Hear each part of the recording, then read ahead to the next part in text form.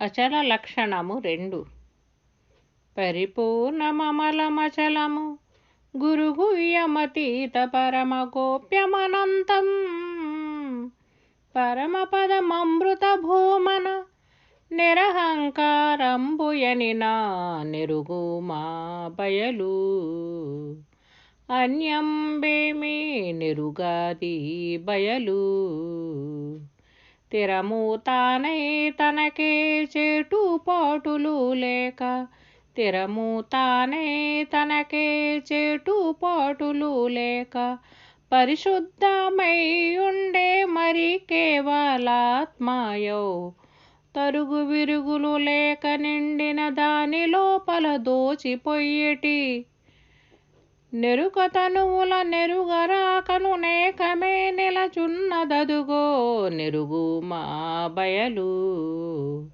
అన్యం బేవి నెరుగాది బయలు.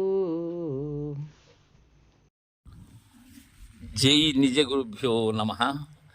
నిజానంద పూలూజు వీరయాచార్యుల వారిచే విరచితమైన పరతత్వ బోధామృత కందార్థ దరుగులలో ఈరోజు మనం అచల లక్షణంలో 2వ మిత్ర కందార్థం. అచల లక్షణాన్ని కొనసాగిస్తూ ఉన్నారు గురుదేవులు. అదే కనుమిక బట్టబయలు అని, ఏ జోలి లేనిది రాకడా పోకడా లేనిది అని లక్షణాన్ని చెప్పి ఈ మిత్ర కందార్థంలో ఇంకా సూటిగా స్పష్టం చేస్తూ ఉన్నారు. శిష్య, పరిపూర్ణ మమల మచలము, పరిపూర్ణమునకు నాకై నేను అంటించినటువంటి ఆ పేర్లు ఏవైతే ఉన్నావో, ఆ నామాలు, అచల నామములు ఏవైతే ఉన్నావో అవి తెలియజేస్తూ ఉన్నారు. మనకు దీక్షిత గ్రంథంలో కూడా ఈ పరిపూర్ణమునకు ఉండబడేటువంటి నామములు ఎవరు పెట్టారు? నేనే పెట్టాను. ఎందుకోసం? శిష్యుని యొక్క బోధ దృఢీకరణ కోసం. అది ఎలాంటిది అని లక్షణం చెప్పేందుకే పెట్టాను, కానీ ఆ పేర్లు పరిపూర్ణం కాదు. పరిపూర్ణమమలమచలము, పరిపూర్ణము, అమలము, అచలము. పరిపూర్ణము అంటే ఇక లేదు, ఇక అది ఏమీ అనలేము అక్కడ. అమలము అంటే మలిన రహితమైనటువంటిది, దోషరహితమైనటువంటిది, ఏ దోషము లేదు, పరిశుద్ధమైనది. అది మనకు ఉండబడేటువంటి పంచమలములు మనకు పెద్దలు తెలియచేస్తారు. ఈ అనవమలము అనేది ఒకటి. ఇదేంటంటే నిజాన్ని తెలుసుకోవాలి అనేటువంటి భావన మనకి ఏదైతే ఉన్నదో ఆ జ్ఞానాన్ని మరుగుపరిచేటువంటిది అనవమలం. 2వది కార్మిక మలం. ఇది కర్మతో కూడినటువంటిది. అంటే పెద్దలు మనకు బోధ చేస్తూ ఉంటారు, గురు మహారాజు. దానిలోకి బుద్ధి చొరబడనీయకుండా ఏ మాలిన్యమైతే ఉన్నదో అది కార్మిక మలం. ఇక 3వది మాయిక మలం. అంటే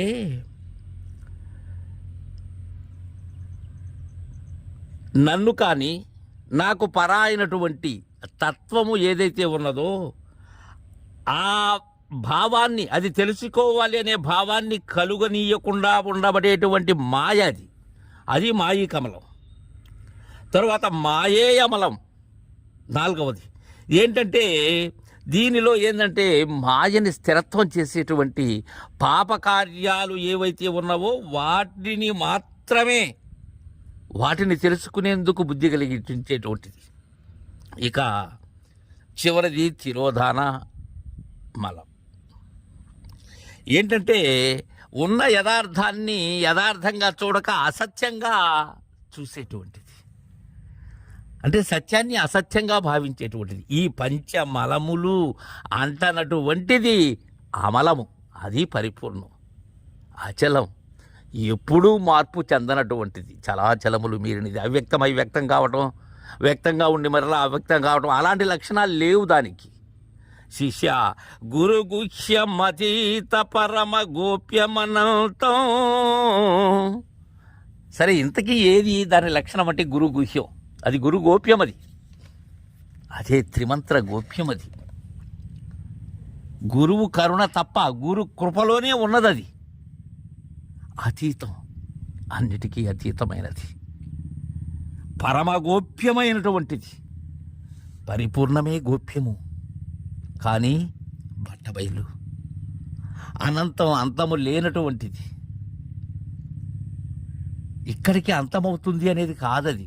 కారణం, ఈ నేననేది ఉన్నంత మేర పరిపూర్ణం ఉన్నది. అయితే నేను లేని దగ్గర కూడా ఉన్నది పరిపూర్ణం. పరమపదమమృత భూమన నిరహంకారంబు ఎనినా నిరుగుమా బయలు అన్యంబేమి నెరుగాది బయలు. పరమపదం అంటే అదే, నీ నిజ నివాసం అది, నేను లేని వాసం అది. అమృతం చావులేనిది, చావులేనప్పుడు పుట్టుక ఎక్కడున్నది? భూమా నిండి ఉన్నది. అదే సార్వభౌముడైనటువంటి గురుస్వరూపం. అది నిరహంకారంబు, ఆవరణరహితమైనటువంటిది, అహం పదార్థరహితమైనటువంటిది. నేను లేనప్పుడు అది నిరహంకారమే కదా. అనినా నెరుగుమా బయలు. ఈ పేర్లన్నీ కూడా బయలు అనే దానిని నీకు తెలియజేసేందుకై, నీకు ఆ గోప్యాన్ని అందించేందుకై లేనెరుకైనటువంటి నేను ఆపాదించినటువంటి పేర్లే కానీ మరేమీ కాదు. అది ఏ పేరు లేనిది శిష్య. అన్యం భీమి నెరుగాది బయలు. ఇప్పటి వరకు మనం గురు శిష్య అన్యోన్యం చెందాం కదా. నన్ను నీవు ఎరిగావు, నిన్ను నేను ఎరిగాను. అలాంటి అన్యోన్యాన్ని ఎరిగేటువంటి లక్షణం దానికి లేదు. అది మీనా కారణం ఏంటంటే, ఏదైనా ప్రత్యక్షం కావాలన్నా అపరోక్షం కావాలన్నా రెండు ఉండాలి. నేను ఎరిగేది నాకు అన్యమైంది, అది ఎరుగుతున్నది దానికి అన్యమైంది. కానీ పరిపూర్ణం అలా కాదది. అన్యం బేమి నెరుగాది బయలు, ఆ లక్షణము లేదు దానికి. తిరము తానై తనకే చేటుపాటులు లేక పరిశుద్ధమై ఉండే మరి కేవలాత్మాయౌ. స్థిరము తానై, శాశ్వతమై, ముందుగానే చెప్పారు స్థిరమైనది పరిపూర్ణము అని. అదే చెప్తున్నారు, అది స్థిరమై ఉన్నది తానుగా. తనకు ఏ చేటుపాటులు లేని ఈ ద్వయదోషములు మనకున్నాయి, షడూర్ములైనటువంటి చేటుపాటులు, ఈ రాకపోకలు, ఆకలి దప్పికలు, శోకమోహాలు, ఇవి లేవు దానికి. పరిశుద్ధమయ్యుండే మరి కేవలాత్మాయవు. అయితే ఇక్కడ ఈ ప్రత్యేగాత్మ పరమాత్మ మీరినటువంటిది కేవలాత్మ. ఇది అష్టతనువులు మీరినటువంటిది. అయితే అక్కడ ఇది కేవలాత్మ అనేటువంటి భావన నేను పొందినప్పుడు అది కాదది, అది కూడా శుద్ధ ఎరుకే అవుతుంది.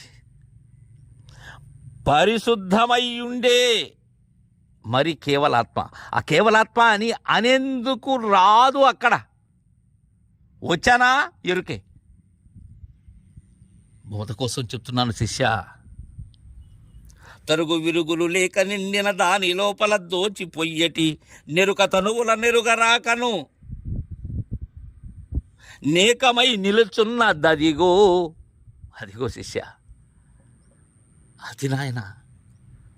తరుగు విరుగులు లేవు దానికి, అది తరిగిపోయేది కాదు, విరిగిపోయేది కాదు. లేక నిండిన దాని లోపల దోచిపోయేటి దానిలో లేకనే తోస్తూ ఉన్నది. మేలుక సుషుప్తు లోపల ఎలా తోచినదో తద్విధానంగానే తోచినదే కానీ మరేమీ కాదు శిష్య. ఎరుక తనువుల నెరుగరాకను మొలవలేని గుర్తు ఎరిగే శరీరం రెండిని, ఈ తెలివి శరీర జగాలను ఏనాడూ ఎరగదది. నన్ను ఎరగదు శిష్య. అది నేను దాన్ని ఎరిగినప్పుడు నేను లేను శిష్య. నేను ఎరిగేంతవరకే ఈ మాటలన్నీ, ఈ పలుకులన్నీ కూడా, ఈ తలపులన్నీ కూడా. నేను దాన్ని ఎరిగానా నిమిషం కూడా ఉండేందుకు నాకు చోటు లేదయ్యా. ఏకమై నిలుచున్నదదిగో అని అనటమే గురువు. తర్వాత ఏమున్నది?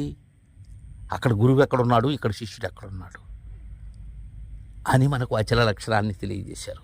తర్వాత మిత్ర కింద అర్థం రేపు ముచ్చటించుకుందాం. జై గురుదేవా.